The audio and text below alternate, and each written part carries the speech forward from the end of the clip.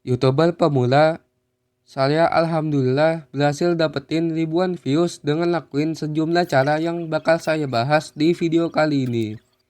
Jadi langsung aja kita masuk ke pembahasan yang pertama. Jadi, agar kita bisa ningkatin views pada channel YouTube, terdapat 3 langkah atau step yang harus kita lakuin. Dan kali ini kita akan bahas mulai dari step yang pertama. Jadi step yang pertama, menarik perhatian penonton. Step yang pertama ini sebetulnya udah banyak dibahas di video-video tutorial di YouTube. Cuman yang jadi masalahnya, banyak YouTuber yang ternyata masih keliru atau masih salah paham tentang cara menarik perhatian penonton. Oleh karena itu, kali ini kita akan bahas cara menarik perhatian penonton yang benar dan efektif. Jadi pertama-tama, kita akan bahas tentang cara membuat judul dan thumbnail. Dan untuk menjelaskan setiap cara atau prinsip dari membuat judul dan thumbnail yang kamu lihat tadi, kita akan ambil contoh dari beberapa judul dan thumbnail berikut. Pada prinsip yang pertama, dijelaskan bahwa suatu judul dan thumbnail harus kelihatan singkat dan simpel. Sebagai contoh, di sini ada beberapa contoh video yang memiliki judul dan thumbnail yang sangat menarik. Seperti yang kamu lihat, video-video yang berhasil mendapatkan 1 juta views ini memiliki judul dan thumbnail yang kelihatan simpel. Tidak seperti video-video YouTube lainnya yang judul maupun thumbnailnya malah kelihatan ribet dan susah untuk dilihat. Alhasil, video-video YouTube seperti itu malah banyak yang sepi views. Dan tentu saja, hal itu dikarenakan judul dan thumbnail itu seharusnya bisa menyampaikan informasi kepada penonton dengan singkat dan cepat. Dan selain singkat, judul dan thumbnail juga harus kelihatan jelas. Karena video YouTube yang judul dan thumbnailnya jelas, biasanya akan berpotensi lebih banyak diklik. Contohnya kita bisa perhatikan dari salah satu video YouTube dari channel Alam Semenit. Kalau kita perhatikan, thumbnail dari videonya itu memiliki warna yang kelihatan kontras dengan backgroundnya. Sehingga hal itulah yang membuat thumbnailnya menjadi mudah terlihat oleh penonton. Dan dengan begitu, video tersebut akan berpotensi banyak diklik dan ditonton. Namun, thumbnail yang singkat ataupun jelas aja masih belum cukup. Karena pada prinsip yang ketiga, thumbnail itu harus memiliki yang namanya style design. Yang dimana dengan style desain thumbnail tersebut menjadi kelihatan berbeda sekaligus unik daripada yang lain. Contohnya aja, kamu bisa perhatikan beberapa thumbnail dari video-video YouTube yang diupload sejumlah channel terkenal. Jadi, untuk membuat thumbnail YouTube, kamu itu harus punya style desain thumbnail kamu sendiri. Karena dengan punya style thumbnail yang berbeda, kamu bisa membangun yang namanya branding dari channel YouTube kamu sendiri. Dan ditambah juga ada beberapa keuntungan atau manfaat lainnya yang bisa kamu dapetin kalau thumbnail YouTube kamu kelihatan berbeda dari channel yang lain. Selain itu, pada prinsip yang selanjutnya yaitu prinsip yang keempat, thumbnail itu dihaluskan agar bisa membuat orang menjadi percaya. Jadi, pas orang itu melihat suatu thumbnail, orang itu akan memutuskan apakah ia harus menonton atau enggak. Caranya tentu dengan melihat video mana aja yang thumbnailnya meyakinkan dan terlihat menarik buat ditonton. Dan untuk membuat thumbnail yang meyakinkan para penonton, tentu aja diperlukan thumbnail yang mampu membuat penonton menjadi percaya. Entah itu dengan cara membuat thumbnail YouTube yang menampilkan berbagai visual berupa suatu objek visual yang bikin mata penonton tertarik, ataupun dengan visual berupa data atau fakta yang bisa bikin penonton percaya. Namun, satu hal yang harus diperhatikan, kita itu harus bikin thumbnail yang bukan clickbait. Karena thumbnail YouTube yang kelihatan clickbait justru malah bisa menyebabkan views menjadi sepi. Yang dimana hal itu disebabkan karena orang yang nonton video clickbait itu biasanya orang pada awalnya masih percaya dan tertarik buat nonton videonya karena melihat thumbnailnya yang memang menarik. Akan tetapi yang jadi masalahnya, Setelah mereka klik videonya dan ternyata mereka tahu bahwa isi videonya nggak sesuai dengan thumbnail yang mereka lihat, orang lain pastinya nggak mau nonton juga. Sehingga hal itu pada akhirnya bisa menyebabkan retensi penonton menjadi anjlok di awal video. Dan akhirnya pun si algoritma YouTube nggak mau untuk banyak merekomendasiin video tersebut. Dan terakhir, prinsip kelima yang penting juga, thumbnail itu harus mampu membuat penonton menjadi penasaran. Atau istilah kerennya disebut curiosity. Dan curiosity alias rasa penasaran itu terbagi menjadi dua cara, yang disebut curiosity gap dan satunya lagi disebut curiosity spark, yang dimana curiosity gap itu merupakan suatu cara untuk membuat penonton menjadi penasaran dengan membuat suatu celah antara informasi yang orang tahu dengan informasi apa yang belum mereka tahu.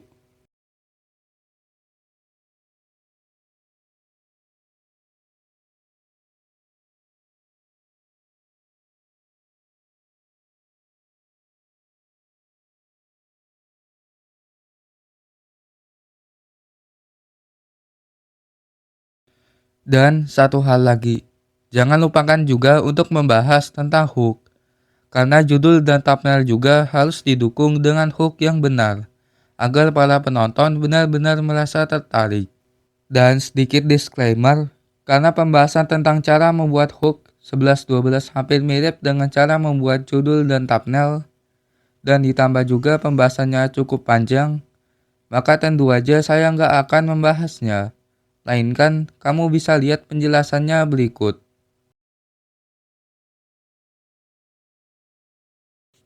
Jadi, setelah kalian baca dan screenshot penjelasannya tadi, kali ini kita akan membahas tentang sesuatu yang jauh lebih penting buat dibahas, yaitu tentang kesalahan-kesalahan YouTuber pemula dalam membuat hook. Karena saya yakin banyak di antara kita sebagai YouTuber masih sering melakukan beberapa kesalahan saat membuat hook. Yang pertama, hook yang panjang banget. Biasanya saya melihat ada beberapa YouTuber pemula yang ngomong terlalu panjang pada awal video. Yang padahal hook itu sebenarnya hanya butuh 30 detik aja. Karena makin lama ngomong di awal, makin besar kemungkinan juga penonton akan cabut duluan dari video kita dan bakal pindah ke nonton video yang lain. Jadi 30 detik merupakan durasi paling ideal untuk membuat hook yang sangat efektif. Selanjutnya yang kedua, audio dan visual yang kurang menarik. Jadi selain bicara ke orang lain, suatu hook itu harus baik pada kualitas audionya maupun dari visualnya. Namun sayangnya, banyak YouTuber pemula termasuk saya sendiri dulu masih membuat video dengan audio dan visual yang buruk. Misalnya ada video yang voice overnya kekecilan, ada noise yang mengganggu, atau visual videonya yang burik banget. Yang dimana kalau penonton udah nggak merasa nyaman di awal video, biasanya mereka nggak bakal lanjut untuk nonton video sampai habis. Makanya penting banget bagi kita untuk pastiin suaranya jernih dan tampilan videonya enak buat dilihat audiens. Kemudian kesalahan terakhir yang lebih bahayanya lagi, yaitu hook yang nggak bikin penasaran. Padahal rasa penasaran itu termasuk salah satu aturan untuk membuat hook yang bagus. Dan supaya kamu tahu gimana caranya membuat hook yang bisa bikin orang penasaran, kali ini saya akan ambil contoh hook yang bagus dari salah satu video YouTube yang diupload oleh channel bernama Fajul FX tentang membuat needle portal di dunia nyata dengan hukum fisika. Jadi, coba kalian perhatiin hooknya selama beberapa detik. Setelah kalian membacanya, kira-kira apakah kamu tahu alasan apa yang membuat hook ini menjadi terlihat menarik? Well, berdasarkan hal yang saya analisa dari hooknya tersebut sangat terlihat menarik karena sesuai dengan cara-cara yang kita pelajari. Mulai dari penyajian hooknya yang sangat singkat, hal yang dia sampaikan terdengar jelas dan mudah dipahami, cara penyampaian visualnya yang bikin orang jadi percaya bahwa dirinya memang bisa membuat sebuah needle portal di dunia nyata. Ditambah juga ide dari cara penyampaian hooknya sangat bikin orang jadi penasaran. Kemudian, setelah kamu belajar tentang bagaimana caranya membuat judul, thumbnail, dan juga hook, maka langkah selanjutnya, kita itu harus belajar tentang bagaimana caranya mempertahankan perhatian penonton. Yang dimana setelah kita membuat mereka tertarik dengan judul, thumbnail, dan juga hook sebagai umpan, tantangan berikutnya adalah gimana caranya bikin penonton untuk nonton videonya sampai habis. Dan untuk cara ngelakuinnya, ada dua hal yang harus kita perhatiin. Yang pertama, pastinya dimulai dari storytelling. Pada dasarnya, storytelling yang bagus itu bisa dibuat dengan mengikuti struktur dan beberapa aturan dasar yang bisa kamu lihat di layar berikut. Jadi seperti yang kamu lihat barusan, struktur dari storytelling itu terbagi menjadi 5. Pertama adalah bagian opening, suatu bagian dari storytelling yang harus bikin penonton menjadi penasaran. Coba kamu mulai openingnya dari suatu pertanyaan, suatu fakta yang kelihatan mind-blowing, yang akan bikin mereka mau lanjut nonton videonya. Yang kedua, storytelling juga wajib adanya konflik. Tanpa adanya konflik, video kita bakal terasa hambar. Misalnya, kamu itu pengen buat video tentang cara improve diri sendiri jadi lebih baik. Maka kamu itu harus ceritain berbagai masalah-masalah yang biasanya bikin orang stuck dalam menjalani hidup. Yang ketiga, ada yang namanya turning point. Kalau sebelumnya kita mengetahui bahwa konflik pada suatu video sangatlah penting, jangan lupakan juga untuk memberikan janji kepada penonton berupa suatu solusi dari masalah tersebut. Contohnya, setelah kamu ceritain konflik atau masalah dalam video kamu yang membahas tentang cara konten sebagai konten kreator misalnya, maka cobalah untuk menunjukkan value berupa solusi yang bisa bantu nyelesain masalah tersebut. Struktur yang keempat, ada yang namanya transformasi, yang dimana setelah kalian itu menunjukkan suatu solusi sebagai jalan keluar dari suatu masalah, harus ada juga suatu hasil nyata yang membuat diri kita menjadi berubah. Yang awalnya sering stuck dalam hidup menjadi berkembang setiap harinya. Yang awalnya menjadi orang yang malas menjadi orang yang rajin. Yang awalnya nggak punya skill sama sekali menjadi seorang generalis atau spesialis yang paham dalam bidang-bidang tertentu. Dan terakhir, storytelling itu memiliki takeaway. Simpelnya, takeaway itu merupakan bagian struktur terakhir yang biasanya membicarakan tentang kesimpulan atau pesan terakhir pada video. Sebetulnya, bagian takeaway itu memang gak harus mesti ada pada suatu storytelling. Tapi, takeaway itu tetap aja penting untuk membuat penonton menjadi mudah dalam memahami inti dari pembahasan video kita.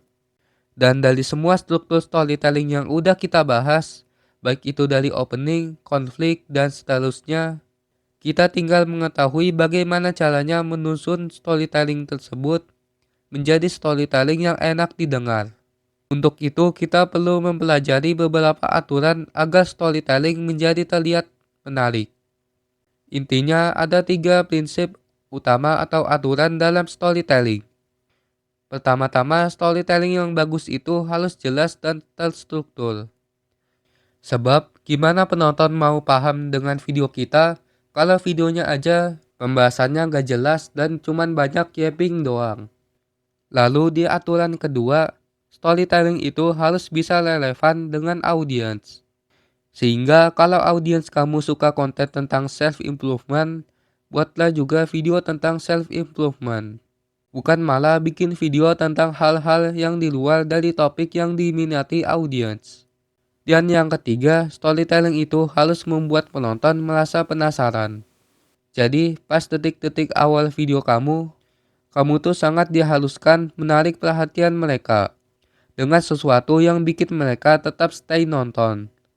Contohnya aja, ada salah satu video YouTube dari channel bernama Dazzle yang berhasil mendapatkan ratusan ribu views dengan membuat awal video yang menarik.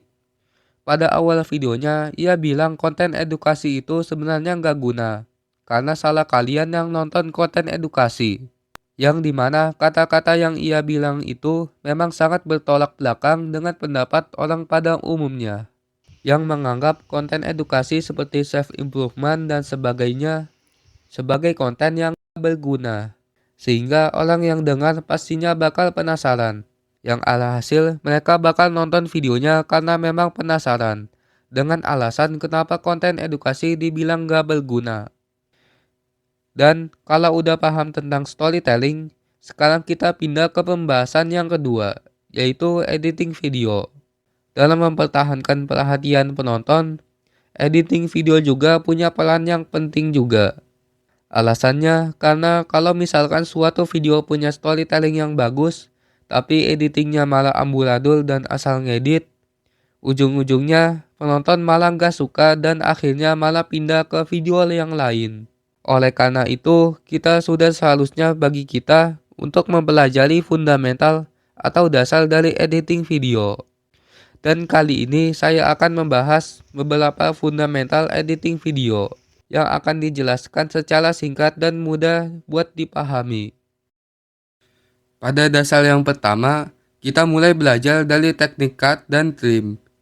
Simpelnya, cut itu merupakan teknik memotong video menjadi potongan-potongan kecil supaya editingnya jadi lebih terstruktur. Dan FYI, cut itu ada banyak banget macam-macamnya. Di antaranya seperti hard cut, soft cut, jump cut, dan masih banyak banget. Adapun teknik yang bernama trim, trim itu intinya suatu teknik untuk menghapus sisa-sisa potongan yang nggak penting. Biasanya trim itu berfungsi untuk ngilangin potongan-potongan gak penting, kayak misalnya ada bagian kamu salah ngomong, atau ngebuang bagian video yang jedanya kelamaan. Ya pokoknya sih, semua bagian-bagian video yang bisa bikin videonya jadi buruk, harus dibuang dengan lakuin teknik trim. Berikutnya yang kedua, kamu itu harus ngerti yang namanya timeline dan layering. Timeline itu kayak jalan tol dalam dunia editing, tempat dimana semua elemen video bisa ada kayak video, foto, teks, efek, dan semuanya. Sementara layering itu gimana caranya semua elemen tadi bisa kamu susun atau diatur. Misalnya di layer bawah ada video utama, di bagian tengahnya ada efek atau transisi, dan di bagian paling atasnya ada tulisan atau teks. Dan dalam editing video juga, kita itu harus ngerti tentang gimana caranya supaya audio dalam video editing kelihatan bagus dan enak buat didengar. Oleh karena itu, kita bakal masuk ke pembahasan yang ketiga, yaitu tentang audio editing dan sound design. Kalau sebelumnya kita harus ngerti cara layering agar visual editingnya jadi kelihatan bagus atau rapi, sekarang kita bakal sedikit membahas tentang cara mengatur audio atau suara dalam editing. Soalnya kalau kita nggak belajar tentang hal ini, orang lain yang nonton video kita bisa jadi malah nggak mau nonton. Sebab kualitas audionya yang buruk dan bikin penonton jadi kurang nyaman pas nonton. Entah itu karena voice overnya kekecilan, ada suara-suara yang ganggu, ataupun karena hal lain.